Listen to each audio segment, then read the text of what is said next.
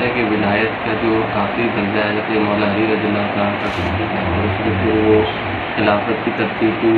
اعتراضات ہوتے ہیں، لیکن بعض حضور سے بھی ایسا سنا ہے کہ وہ جو ہے حضرت مولا علی تک، یا یہ ظرف کی بات ہے کہ وہ پہنچتے ہی وہیں تک ہے، یا اس میں کوئی اور بات؟ نہیں،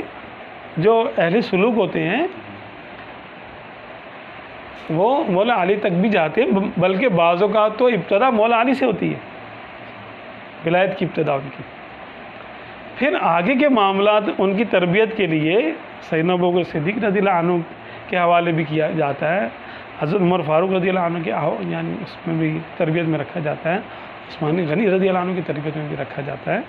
اس طرح انس بن مالک ہیں، حضرت بلال حبشی ہیں، سلمان فارسی ہیں، بزرگ صحابہ ہیں، کوئی نہ کوئی ولی کسی نہ کسی صحابی کے قدم پر ہوگا، جو جس کا ہم مزاج ہوگا نا وہ وہاں تک پہنچے گا۔ معاملہ یہ ہے،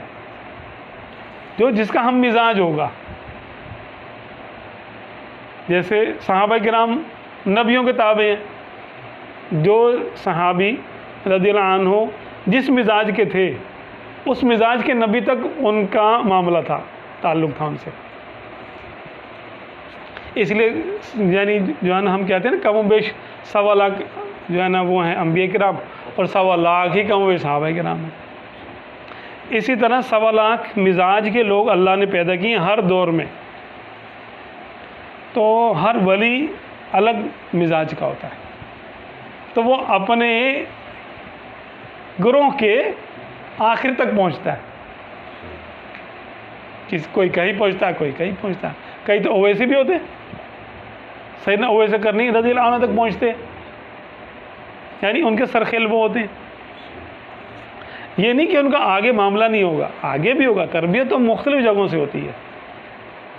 جیسے صدق و صفا ہے، اس کی تربیت صدیقیوں سے ہو جائے گی، عدل و انصاف ہے، اس کی تربیت فاروقیوں سے ہو جائے گی،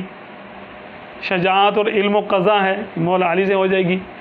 شرم و حیا سخاوت ہے سیدنا یعنی عثمان ذو النورین رضی اللہ عنہ ان سے ہو جائے گی۔ اسی طرح دیگر صحابہ کے نام ہیں، اپنے اپنے معاملات میں وہ ایک سے بڑھ کے ایک ہے،